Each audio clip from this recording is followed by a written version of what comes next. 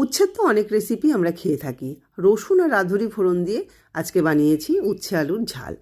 কড়াইতে তেল দিয়ে দিয়েছি, তেলটা যেই গরম হয়ে যাবে এর মধ্যে লম্বা লম্বা করে কেটে রাখা আলু আর উচ্ছেকে বেশ ভালোভাবে ভেজে নিতে হবে। এখানে কিন্তু নুন হলুদের ব্যবহার হয়নি।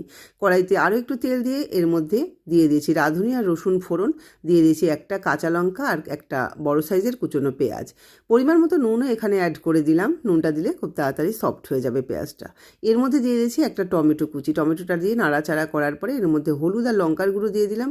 ভালো করে কষিয়ে নেবো অল্প একটু জল দিয়ে। যেই দেখবো মশলাটা বেশ ভালোভাবে কষানো হয়ে গেছে এর মধ্যে ভেজে রাখা উচ্ছে আলুটাও দিয়ে আরও বেশ খানিকটা সময় নাড়াচাড়া করে নেব।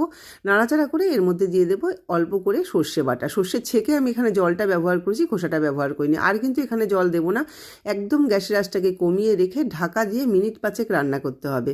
যখন দেখবো আলু উচ্ছে সবই ভালোভাবে সেদ্ধ হয়ে এসেছে তখন আমরা নামিয়ে নেব। গরম গরম ভাতের সাথে কিন্তু অসাধারণ লাগবে এই রেসিপিটি।